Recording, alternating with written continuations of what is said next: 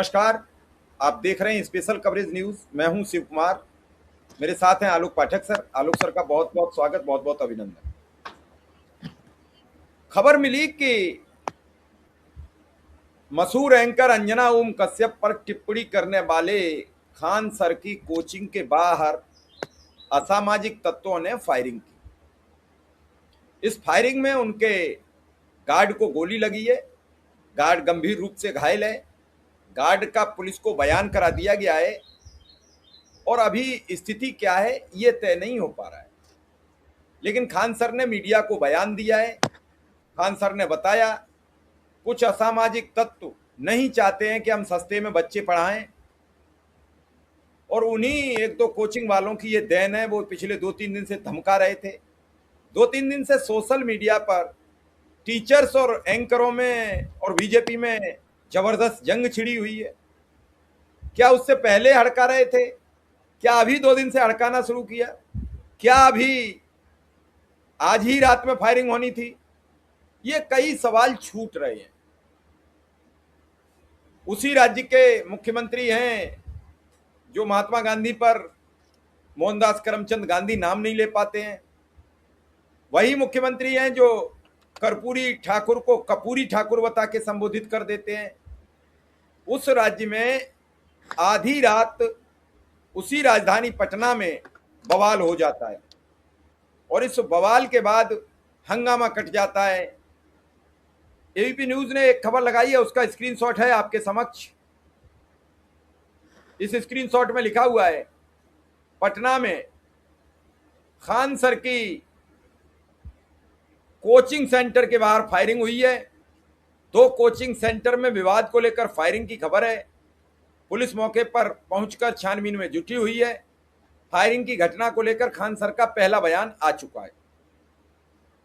आलोक sir, पूरी पृष्ठभूमि आपको क्या दिख रही है? देखिए, खान सर चूंकि पटना के ओरिजिनली रहने वाले नहीं है, वो हैं रहने वाले देवरिया के। जाके पटना में कोचिंग दे रहे थे। कोरोना काल में अपनी जो एक अलग तरह से वो ऑनलाइन कोचिंग उन्होंने देना शुरू कर दिया और उस कोचिंग की वजह से वो बड़े पॉपुलर हो गए। मेरी अभी बिहार को जानने वाले एक पत्रकार से बात थी। उसने बोला कि भाई साहब, खान सर कोरोना काल में फेमस हुए, अब इतना मशहूर हो गए, इतना उन्होंने पैसा कमा लिया कि बड़ा सा मकान बना लिया। उनकी शादी में जो आप याद करिए, रिसेप्शन में तमाम कई लाख लोग आए थे, प्लस उन्होंने एक हॉस्पिटल भी खोला है। तो और बाकी लोग जो पटना में रह के कोचिंग चला रहे हैं, वो लोग की इतनी कमाई नहीं है। तो एक व्यवसायिक प्रतिनिधित्व है। दूसरी एक बात ये भी कही जाती है कि खान सर बहुत कम पैसे लेते हैं, ये दावा किया जा रहा था। इसको लेकर उनका एक कोचिंग वाले से पुराना विवाद था, जिसको पुलिस का जो बयान है डिप्टी एसपी का, उसने कहा कि उस विवाद वाले एंगल का ही ज्यादा बात हो रही है।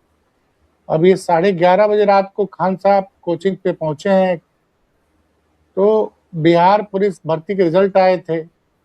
इसमें जो सूत्र बता रहे हैं कि जो नाम आ रहा है कि पटना के एसएसपी ने बोला कि एक स्टूडेंट ने कोचिंग में मारपीट की, ये पोस्टर भी फाड़े, गार्ड को चोट आई, बयान दर्ज करके एक्शन लेंगे। अब तमाम तरह के डीएसपी का कहना है कि फायरिंग नहीं हुई है, फुटेज में इस तरह कभी कुछ मिला भी नहीं है। मारपीट और तोड़फोड़ भी है। 10-12 की संख्या में लोग पैदल आए थे। इस फुटेज में ज्ञान बिंदु के गार्ड दिखे हैं, पहले 2-3 करके आए, उसके बाद 10 से 12 की संख्या में आए। ये देखिए बयान है, लेकिन सच्चाई क्या है? खान साहब का कहना है कि फायरिंग हुई है, उनके सामने 8-10 फायर हुए। उनका कहना है उनके गार्ड को चोट लगी है। पुलिस का कहना है कि कोचिंग के किसी छात्र से मारपीट हुई थी और वो जो कोचिंग का नाम आ रहा है। अब समस्या चाहे जो भी हो, रात के इस वक्त तो क्लियर नहीं हो सकता है, लेकिन अब लोग उसको इस तरह से देखेंगे ना कि भाई अंजना ओम कश्यप से को लेकर खान सर ने बहुत कुछ बोला है और उनके बयानों में कुछ चीजें ऐसी झलकी हैं साहब, जो कि एक टीचर को बोलना शोभा नहीं देता है। अंजना ओम कश्यप ने किसी टीचर का नाम नहीं लिया था, कोचिंग इंडस्ट्री की बात की थी। खान साहब बार बार नाम लेके बोल रहे थे, अंजना मैं सच बोलता हूं, मेरे मन में कोई कंफ्यूजन नहीं है, मैं दलाल नहीं हूं, इसलिए मैं खुल के तुम्हारा नाम ले रहा हूं। मतलब ये टोन मैंने भी सुना तो मुझे थोड़ा अजीब लगा, क्योंकि अब तक मैं ज्यादा खान सर के बारे में बहुत ज्यादा जानता नहीं हूँ। देखिए मैं स्पष्ट बता दूं, अब उनका पढ़ाने का क्या तरीका है, और मेरी एक चीज समझ नहीं आती कि वो सिपाही से लेकर दरोगा से लेकर आईएएस तक की कोचिंग कराते हैं। ये तो मैं समझ नहीं पाया भाई। सिपाही की परीक्षा का लेवल दूसरा होता है, दरोगा की परीक्षा का लेवल दूसरा होता है, और आईएएस की परीक्षा का लेवल दूसरा होता है। लेकिन ये सच है कि खान साहब बहुत चिकनी चुपड़ी बातें करते हैं, खान सर। और अब चाहे, क्योंकि मैं कोचिंग इंडस्ट्री को बहुत अच्छी तरह से जानता हूं, मैंने काफी करीब से मीडिया में रहते हुए इन लोग के सारी गतिविधियों पे ध्यान दिया है।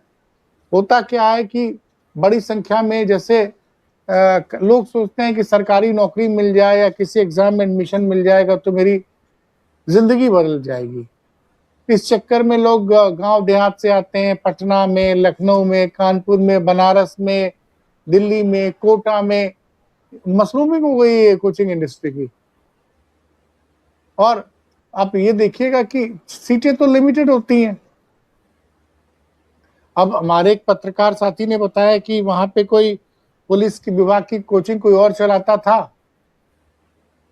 तो उसका नाम वो बता रहे थे, मुझे याद नहीं आ रहा, उसकी और शायद खान सर के बीच में कुछ अदावत पुरानी चल रही है, ऐसा उसका कहना है। अब किस वजह से ये घटना हुई, और पटना में याद करिए ज्यादातर घटना रात को ही होती है, छात्रों को लेके, कोचिंग को लेके। अभी साल डेढ़ साल पहले वहां छात्र जब धरना प्रदर्शन कर रहे थे पेपर लीक और उसके वाले खिलाफ, तो लाठी चार्ज वगैरह हुआ था, याद करिए, जिसमें रात में कंबल ओढ़ के वहां पे धरना प्रदर्शन करने पीके तक पहुंच गए थे। और हम लोगों ने काफी देर तक लाइव भी किया था, याद होगा अशोक कुमार जी, जो चैनल उड़ गया उस पर। वो 2-3 रात लगातार हम लोगों ने किया, रात को देखी। हाँ, अब चूंकि ये खान सर का मामला है, वायरल हो गया, और आज दिन भर जो अंजना कश्यप को लेकर उन्होंने बयान दिए, उसके लिए चर्चा, ज्यादा चर्चा हो रही थी। सर का बयान सुन लीजिए। क्या घटना घटी? क्लासेज यहाँ ओवर हो गई थी, और अभी बिहार पुलिस का रिजल्ट आया तो हजारों की संख्या में रिजल्ट हुआ, तो सब लोग बच्चों को सम्मानित करके थके हुए थे लोग, सारे लोग आए। कुछ असामाजिक तत्व लगे कि कहें कि कोचिंग उड़ा देंगे 2 दिन के अंदर, और गार्ड को मार के इतना लहूलुहान कर दिए कि अभी वो एडमिट है यहाँ पे। अभी देखिए क्या हो रहा है यहाँ पर, उसके बाद देखते हैं हम लोग यहाँ पे। लेकिन ये एकदम असामाजिक तत्व कोचिंग वाले हैं सब, ये एक दो तो यहाँ अभी उसको बयान दिया है, वो अभी हॉस्पिटल में है। वजह क्या है, क्या सर, क्यों ऐसा कर रहा है? कहना ये है कि सस्ते फीस में क्यों पढ़ा रहे हो कि इतना रिजल्ट हो जाएगा यहाँ पे। मेन यही है कि इतने कम फी में इतने लोगों को ना पढ़ाया जाए। तो अब प्रशासन से भी कहते हैं कि सिक्योरिटी ध्यान में रखा जाए, क्योंकि गरीब को भी पढ़ने का अधिकार है। हजारों की संख्या में जब रिजल्ट हो जाता है तो थोड़ा इस तरह से असामाजिक तत्व जो होते हैं वो अपना सोचते हैं कि दबा दिया जाए। ये सभी क्या आप ही पर हमला करने वाले थे? पूरा ऑफिस तोड़ ताड़ दिया, ऐसा गोली चला दिया। अब किसको हमला करने आ गए यहाँ, हमारे घर पे किसको करना है? किया गया आपके? हाँ, सीसीटीवी कैमरा फुटेज को दे दिया गया है, चिन्हित कर लिया गया, गार्ड भी पहचान गया वहाँ पे, बगल की कोचिंग वाला ही है। सुरक्षा मिलना चाहिए, अब सुरक्षा मिलना चाहिए। अब ये प्रशासन का चीज है, अब देखिए देते हैं लोग कि नहीं देते हैं, लेकिन ये बड़ा दुखद घटना है। डर लग रहा है खान सर। अब आप ही गजब बात पूछते हैं, यहाँ गोली चल गया तो मजा आएगा किसी को? क्या पत्रकार, किसको गोली चलने पे मजा आता है? यहाँ पे चारों ओर से गोली चल रहा था, उस समय कहाँ थे आप लोग? आते तब पूछते कि आपको कैसा लग रहा है यहाँ पे। अब देंगे, यहाँ पे पुलिस तो आई है यहाँ पे, अब देखते हैं पुलिस का क्या इन्वेस्टिगेशन हो सकता है। वाला है। सबको देखिए अशोक कुमार जी, पुलिस का कहना है कि कहा कि खान सर का कोचिंग 2 दिन में उड़ा देंगे यहाँ पे। इतनी क्या ऐसी है कि मतलब गोली चला जाए? बात बस एक चीज है कि इतना रिजल्ट आप देख रहे हैं अशोक कुमार जी, पटना के एसएसपी का बयान मैं आपको पढ़ के सुना रहा हूं। उन्होंने कहा कि कोई फायरिंग नहीं हुई है। पटना एसएसपी कार्तिकेय शर्मा ने बताया कि कुछ स्टूडेंट्स ने कोचिंग में मारपीट की, पोस्टर भी फाड़े हैं, गार्ड को चोट आई है, बयान दर्ज कर लेंगे। कोचिंग में सीसीटीवी देख रहे हैं, आसपास के लोगों का बयान ले रहे हैं, जो भी हो इसमें शामिल उस पर कार्रवाई होगी। और टाउन डीएसपी राजेश रंजन ने कहा कि फायरिंग नहीं हुई है, पुलिस का कहना है। फुटेज में इस तरीके से इसमें कुछ भी नहीं मिला है। मारपीट और तोड़फोड़ भी है, 10-12 की संख्या में लोग आए थे, पैदल आए थे। इस फुटेज में ज्ञान बिंदु के गार्ड वगैरह दिखे हैं, पहले 2-3 करके हैं, इसके बाद 10 से 12 की संख्या में पहुंचे हैं। सवाल यह है श्री कुमार जी कि आजकल अगर फायरिंग होती तो आवाज भी तो आती है, लेकिन पुलिस कुछ और कह रही है, खान सर कुछ और कह रहे हैं। और खान सर के अंदर काबिलियत जानते हैं क्या है? वो बहुत, उनको पता है कब क्या बोलना है।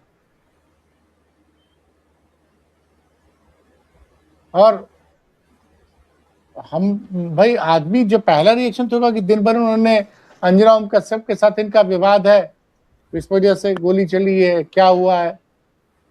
भाई मीडिया ने तो खबरें ही चलाई ना कि खान सर की कोचिंग के पे हमला हुआ, ब्रेकिंग चल रही। देखिए, पटना में खान सर की कोचिंग में मारपीट तोड़फोड़, गार्ड बोला घायल, खान सर बोले फायरिंग भी हुई है, दूसरी कोचिंग वाले ने उड़ाने की धमकी भी दी है।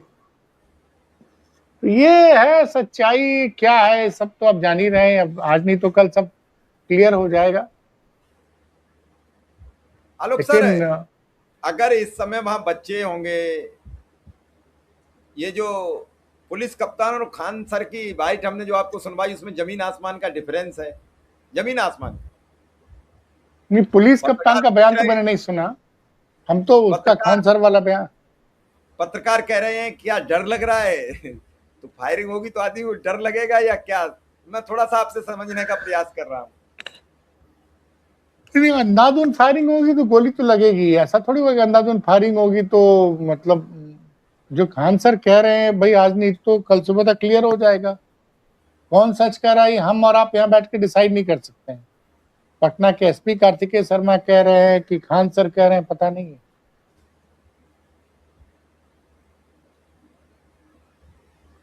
आलोक सर, अब इसकी जांच तो खैर कल होगी, दिन में होगी आज, लेकिन मामला तो सब अस्त व्यस्त हो गया आधी रात पे। हाँ, लेकिन अब लोग तो यही सोचेंगे कि अंजना के साथ विवाद हुआ है, उस पर टिप्पणी कर दी, कहीं इसका तो नतीजा नहीं है। लेकिन इनका कहना है कि वो खान सर कह रहे हैं कि नहीं, लोग कोचिंग वाले, जैसे मैंने एक मित्र पटना के पत्रकार से बात की आपसे जुड़ने के पहले, तो उन्होंने बताया कि भैया चूंकि खान सर बाहर से आए हैं और उन्होंने काफी प्रगति की है इसकी वजह से, और दूसरा उनकी फीस कम है। ये भी सच है कि बाकी कोचिंग के मुकाबले फीस कम है। तो आज की डेट में तो आदमी ही सोचता ना कि जहां फीस कम वहां चले जाओ, तो लोगों के व्यापार फर्क पड़ा होगा। तो हो सकता है प्रोफेशनल राइवलरी हो, या फिर जैसा पुलिस कह रही है कि छात्रों के बीच में मारपीट का नतीजा है। अब मारपीट है, सामान्य मारपीट को अगर खान सर फायरिंग बता रहे हैं, और स्वाभाविक सी बात है जब खान सर के यहाँ कुछ होगा तो आप देखिए ना, हम लोग भी रात को बैठ के यहाँ पे वीडियो बना रहे हैं और तमाम लोग वहां पहुंच गए हैं। तो खान सर को हर कंट्रोवर्सी से, चूंकि वो खान सर बेसिकली पॉपुलर हुआ अपने यूट्यूब चैनल की वजह से, और ये कोचिंग वाले बयान की वजह से एक बहुत बड़ी बहस छिड़ गई है। ये कहानी चल रही है। वैसे आज तो कायदे से चर्चा होनी चाहिए थी सार्थक सिद्धांत के बारे में, कि किस तरह से उसने अपने जो उसने सीबीएसई में ऑन स्क्रीन मार्किंग के सिस्टम के टेंडर को पूरी तरह से एक्सपोज किया है, उस पर हमको आपको चर्चा करनी थी आज। लेकिन आज ये हो गया।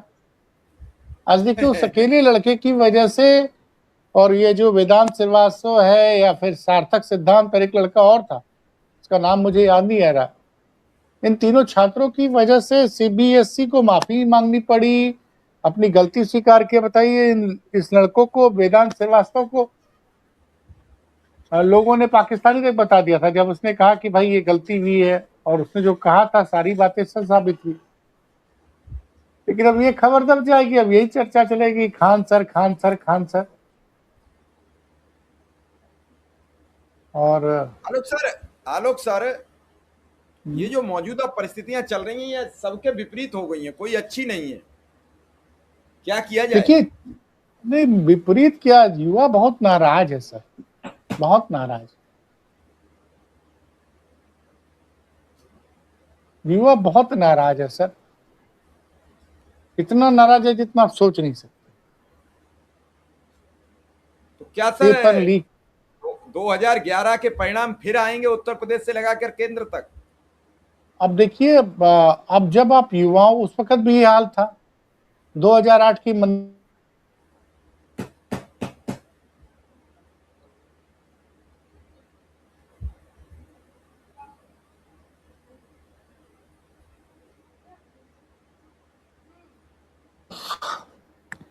2009 से 2014 के बीच में मनमोहन सिंह का जो दूसरा कार्यकाल था, उसमें तमाम घोटाले सामने आए थे। 2G, कोलगेट और तमाम घोटाले, भ्रष्टाचार के बड़े आरोप लगे, जिसके खिलाफ लोकपाल लाने की बात की गई। अच्छा देखिए, जिस लोकपाल को लेकर आंदोलन हुआ, जिसमें कि आम आदमी पार्टी बन गई, उसने दिल्ली में सत्ता भी बना ली, और यूपी से बहन जी सत्ता से बाहर चली गई, केंद्र में यूपीए गठबंधन की सरकार 10 साल बाद चली गई। आज तक वो लोकपाल कहाँ है किसी को पता ही नहीं, किसी को पता नहीं। सर हमें तो पता है, हमारे गांव में तो एक लोकपाल है, गांव में ही रहते हैं। लेकिन वो तो बात हुई थी कि सबका करप्शन खत्म हो जाएगा, और जो पार्टी बनी आम आदमी पार्टी, जिसमें लोगों ने कहा कि भाई ईमानदारी की बात। अब देखिए केजरीवाल हार ही गए ना चुनाव, उनकी ईमानदारी पे बड़े तगड़े सवाल उठे हैं। सर एक सवाल है मेरा आपसे, एक सवाल है बड़ा महत्वपूर्ण है। जैसे केजरीवाल हर बात में कह देते थे दिल्ली क्या किसी के बाप की है, दिल्ली हमारी है। उधर ममता बनर्जी कह रही थी कि यहाँ कोई नहीं सरकार बदल सकता है। क्या सर अहंकार पालना ठीक होता है? मैं थोड़ा सा समझने का प्रयास कर रहा हूं।